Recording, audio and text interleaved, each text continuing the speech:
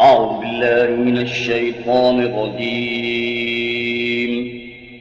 بسم الله الرحمن الرحيم. السلام علیکم ورحمۃ اللہ وبرکاتہ. نحمده ونصلي ونسلم على رسوله الكريم اما بعد. قال الله تبارك وتعالى: اعوذ باللہ من الشیطان الرجیم. بسم اللہ الرحمن الرحیم. والفجر وليال عشر. وقال تعالى: فصل لربك وانحر. صدق اللہ العظیم وصدق رسوله النبی الامین الکریم. وقال جل وعلا في عظمت حبیبه: ان اللہ وملائکته يصلون على النبی يا أيها الذين آمنوا صلوا عليه وسلموا تسليما. اللهم صل على سيدنا محمد وعلى آل محمد أفضل صلواتك وعدد معلوماتك وبارك وسلم. محترم ناظرین و سامعین کرام، آپ لوگوں کو اس بات سے آگاہی ہے کہ یہ ذی الحجۃ الحرام کا مہینہ ہے. یہ مہینہ اسلامی تاریخ کا، اسلامی سال کا آخری مہینہ ہے، اور یہ وہ مہینہ ہے جس میں اللہ تبارک و تعالی نے حج جیسے عظیم فریضے کے ادائیگی کو مقرر کیا، اور یہی وہ مہینہ ہے جس میں مخصوص دنوں میں، مخصوص تاریخوں میں مخصوص جانوروں کی قربانی اللہ کی بارگاہ میں پیش کی جاتی ہے تقرب اللہ کے لیے. اور اسی ماہ مبارک میں اور بھی بہت سی چیزیں، حضرت عثمان غنی رضی اللہ تعالیٰ عنہ کی شہادت ہے. تو اسی مناسبت سے ذی الحجۃ الحرام کی ابتدائی 10 تاریخوں کے بارے میں اسی مناسبت سے میں نے سورہ فجر کی 2 آیتوں کو آپ کے سامنے تلاوت کی. اللہ تبارک و تعالی ان آیات مبارکہ میں قسم کھا کر فرما رہا ہے، قسم ہے وقت فجر کی، صبح کے وقت کی اور 10 راتوں کی. ان 10 راتوں سے اور وقت فجر سے، صبح کے وقت سے مراد کیا ہے، اس کے بارے میں مفسرین کرام کے 2 قول ہیں. ایک تو یہ ہے کہ یہ رمضان المبارک کا آخری عشرہ کی 10 راتیں ہیں، اور والفجر سے مراد عید الفطر ہے. اور بعض مفسرین کرام نے والفجر سے مراد عید الاضحیٰ کو لیا ہے، عید الاضحیٰ کا دن ہے، اور اس کے ابتدائی 10 تاریخیں 10 راتیں ہیں. ذی الحجہ کے ابتدائی 10 دنوں میں عبادات اور روزوں کی بہت زیادہ فضیلت ہے. 9 ذی الحجہ کو یوم عرفہ کہتے ہیں. یوم عرفہ اس لیے کہتے ہیں کہ حاجی میدان عرفہ میں جا کر ٹھہرتا ہے، اور حاجی جب تک کہ اس میدان میں 9 کو نہ ٹھہرے اس وقت تک اس کا حج ادا نہیں ہوتا. حاجی کے علاوہ جتنے لوگ دنیا میں مسلمان رہتے ہیں ان لوگوں کے لیے 9 تاریخ کا روزہ، یوم عرفہ کا روزہ بہت زیادہ فضیلت رکھتا ہے. اس روزے کی فضیلت یہ ہے کہ جو کوئی بندہ یوم عرفہ کو روزہ رکھتا ہے، اللہ تبارک و تعالی اس کو سال بھر کے روزوں کا ثواب عطا فرماتا ہے. بہت زیادہ فضیلت والا دن ہے، یہ تاریخ ہے. اس کے علاوہ بھی اللہ کے نبی صلی اللہ علیہ وسلم سے بہت سے احادیث مروی ہیں کہ ابتدائی یوم عرفہ تک کے تاریخوں میں رسول اللہ صلی اللہ علیہ وسلم روزے رکھا کرتے تھے، کبھی کبھی روزہ نہیں بھی رکھتے تھے. 10، 11، 12، 13 یہ 4 تاریخوں میں روزہ رکھنا منع ہے. ذی الحجہ کی 4 تاریخیں، سال بھر میں 5 دن ایسے ہیں جس میں روزہ رکھنا حرام ہے. ایک شوال کی پہلی تاریخ ہے، یعنی عید الفطر کا دن ہے، اس کے بعد ذی الحجہ کی 10، 11، 12، 13 یہ 4 دنوں میں روزہ رکھنا حرام ہے۔ جملہ 5 دن ہیں سال میں جس میں روزہ رکھنا گناہ ہے۔ اس کے علاوہ اس ماہ مبارک میں یوم عرفہ کی فجر یعنی 9 ذی الحجہ کی فجر جب مرد آدمی کے لیے جب وہ جماعت سے نماز ادا کرتا ہے تو نماز ہوتے ہی تکبیرات تشریق کہنا ہے، اللہ اکبر اللہ اکبر لا الہ الا اللہ اللہ اکبر اللہ اکبر وللہ الحمد، اس کو تکبیر تشریق کہتے ہیں۔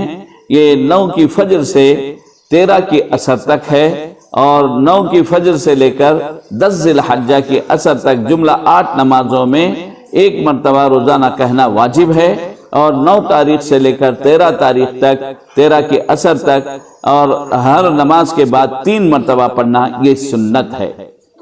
عورتیں بھی آہستہ پڑھ لے سکتے ہیں، لیکن یہ حکم اصل مرد حضرات کے لیے ہے، اور وہ بھی ادا نماز اگر کر رہے ہوں، نماز اگر قضا ہو گئی ہے، قضا نماز پڑھ رہے ہیں تو ان لوگوں کے لیے نہیں ہے۔ اللہ کے نبی صلی اللہ علیہ وسلم ذی الحجہ کے ابتدائی 10 دنوں میں روزوں کا اہتمام کرتے تھے، خصوصیت کے ساتھ یوم عرفہ کو روزہ رکھتے تھے، اور اس کے علاوہ بھی پیر اور جمعرات کو روزہ رکھتے تھے۔ اس کے علاوہ جو اس مہینے میں خاص کام جو کرنا ہے، 10 ذی الحجہ کو فجر کی نماز کے بعد ابتدائی وقت میں یعنی جب طلوع آفتاب ہو جاتا ہے اس کے بعد اول وقت میں عید الاضحیٰ کی نماز ادا کی جاتی ہے، اس کے بعد قربانی دی جاتی ہے۔ عید الاضحیٰ کی نماز احناف کے پاس واجب ہے، اور اس کو جماعت کے ساتھ ادا کرنا ضروری ہے۔ اگر کوئی آدمی تنہا جماعت چھوٹ گئی، وہ تنہا عید کی نماز پڑھنا چاہتا ہے تو اس کے لیے حکم نہیں ہے۔ عید کی نماز جماعت سے پڑھیں گے تو اس میں پہلی رکعت میں ثنا کے بعد 3 زائد تکبیرات ہیں، اور دوسری رکعت میں رکوع سے اگر عید الاضحیٰ تو 4 رکعت چاشت کی نماز ادا کرے۔ یہ چاشت کی نماز یعنی نفل نمازوں میں زیادہ فضیلت رکھتی ہے۔ تو اس طرح نماز عید احناف کے پاس واجب ہے، اور دیگر ائمہ کے پاس یہ سنت مؤکدہ ہے۔ اللہ کے نبی صلی اللہ علیہ وسلم عید کے دن 10 ذی الحجہ کو پہلے عیدگاہ تشریف لے گئے۔ مدینہ منورہ میں بھی شہر کے باہر عیدگاہ تھا، اور اللہ کے نبی صلی اللہ علیہ وسلم عیدگاہ میں عید کی نماز ادا کرتے تھے۔ عید الفطر تھوڑا تاخیر سے، اور عید الاضحیٰ تھوڑا پہلے یعنی طلوع آفتاب کے بعد اول وقت میں عید الاضحیٰ ادا کر لیتے تھے۔ عید الاضحیٰ ہو کہ عید الفطر، عید کی نمازیں عیدگاہ میں پڑھنا یہ سنت ہے اور زیادہ فضیلت ہے۔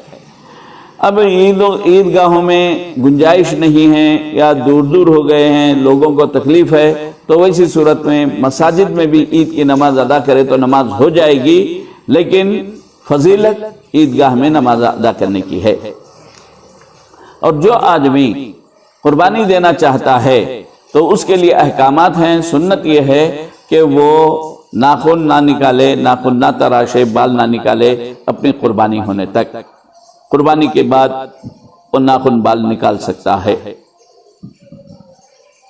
اس کے علاوہ نماز عید سے پہلے اگر کوئی قربانی ادا کرے تو قربانی ادا نہیں ہوگی، اس بات کو اچھی طرح ذہن میں رکھ لیں۔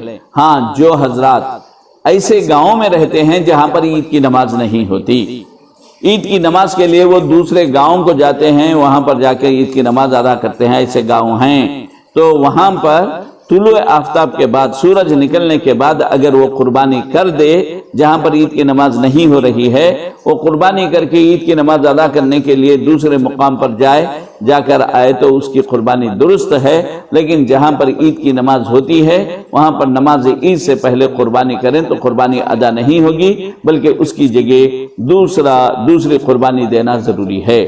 قربانی جس پر واجب ہے، یعنی ہر وہ شخص جس پر زکوٰۃ واجب ہوتی ہے اس پر قربانی بھی واجب ہوتی ہے۔ اس کے علاوہ ایک اہم مسئلہ خاص طور پر شہروں میں رہنے والوں کے لیے بہت اہم مسئلہ ہے۔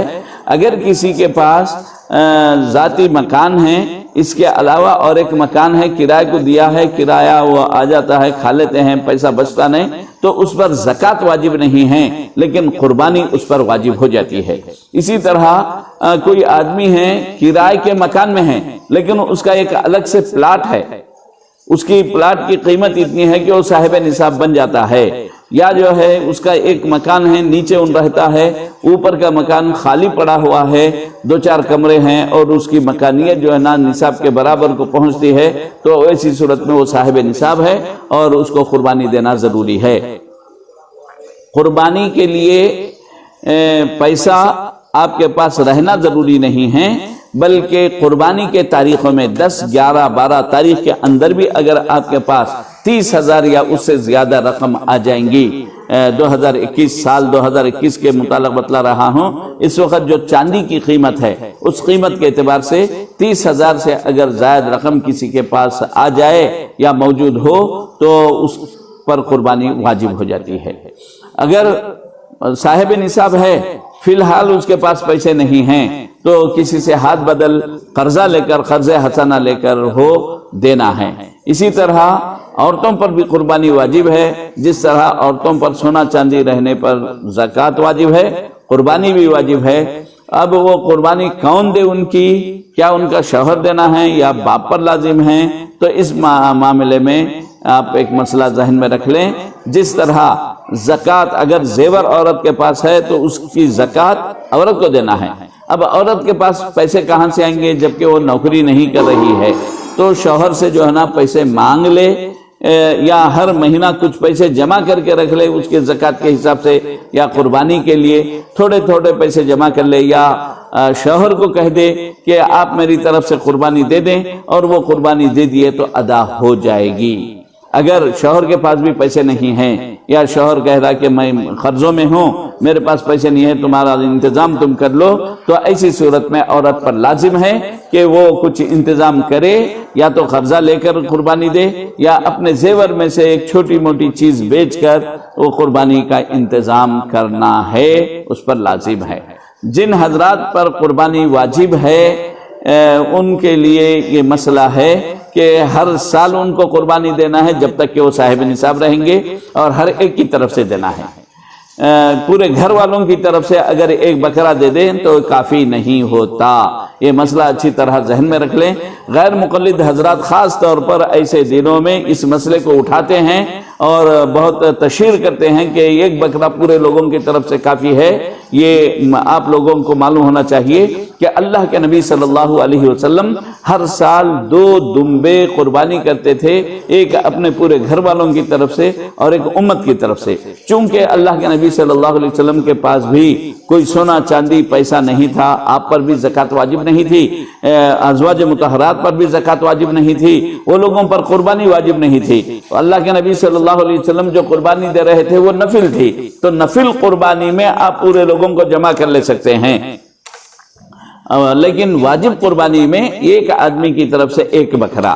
اگر بڑے جانور میں حصہ لے رہے ہیں تو ایک آدمی کی طرف سے ایک حصہ لینا، اور بیل، گائے، کھلگا، بھینس، یہ تمام چیزیں جو ہے نا قربانی کے لیے درست ہے، اور اس میں 7 آدمی کی طرف سے دی جاتی ہے، اور یہ بڑا جانور کم سے کم 2 سال کا ہونا ضروری ہے۔ اگر کوئی اونٹ میں قربانی دینا چاہتے ہیں تو اونٹ کی عمر 5 سال ہونا ضروری ہے، اور اس میں بھی 7 ہی آدمی شامل رہیں گے، اس سے بڑھ کے نہیں دے سکتے۔ اور یہ ایک بات ذہن میں رکھ لیں کہ یہ جانور جب خریدتے ہیں تو خریدنے سے پہلے جانوروں کو دیکھ لینا، اس کے آنکھ دیکھ لینا، اور اس کے کان دیکھ لینا، اس کی دم دیکھنا، اس کی زبان دیکھنا، اس کے سینگ دیکھنا، یعنی یہ سلامت ہے نہیں ہے۔ اگر جڑ سے سینگ ٹوٹ گئی ہے، جڑ سے سینگ ٹوٹ گئی ہے تو قربانی کے لیے وہ درست نہیں ہے۔ آپ بکرا خرید کے لائے تھے، آٹو میں ٹرالی میں لاتے خود جو ہے نا جالی میں اٹکا لیا، سینگ ٹوٹ گئی، اگر نوک ٹوٹی یا آدھے سے زیادہ ٹوٹی لیکن جڑ کے پاس سے نہیں ٹوٹی تو وہ بکرے کی قربانی درست ہے، اگر جڑ کے پاس سے ٹوٹ گئی تو اس کی قربانی نہیں دے سکتے۔ یہ اچھی طرح ذہن میں رکھ لیں۔ اسی طرح اگر جو ہے نا لڑ لیے آنکھ پھٹ گئی، یا جو ہے نا نشان کے لیے لوگ جو ہے نا کان کاٹتے ہیں، تھوڑا بہت کان چیرا ہوا ہے تو وہ کان کٹا نہیں کہلاتا، وہ عیب میں نہیں ہے۔ اگر جو ہے نا پاؤں سے زیادہ کان کٹ گیا، 1/3 سے زیادہ کان کٹا ہوا ہے تو وہ عیب ہے، اس کی قربانی درست نہیں ہے۔ افضل قربانی جانوروں میں خصی کیا ہوا بکرا اور خصی کیے ہوئے بیل، یہ جو ہے نا افضل ہے۔ اللہ کے نبی صلی اللہ علیہ وسلم جو بکرے 2 دمبے جو دیتے تھے وہ خصی کیے ہوئے رہتے تھے۔ تو ناظرین کرام، یہ عید الاضحیٰ سے متعلق کچھ اہم ضروری چیزیں تھیں۔ انشاءاللہ تعالی پھر کسی موقع پر حضرت تیسرے خلیفہ حضرت عثمان غنی رضی اللہ تعالیٰ عنہ کے احوال وغیرہ بیان کیے جائیں گے۔ وصلی اللہ تعالی وسلم علی خیر خلقہ وعلی آلہ واصحابہ اجمعین۔ رب اغفر وارحم وانت خیر الراحمین۔ اللہم ارزقنا علما نافعا ورزقا طیبا وعملا متقبلا وشفاء من کل داء۔ سبحان ربک رب العزت عما یصفون وسلام علی المرسلین والحمد للہ رب العالمین۔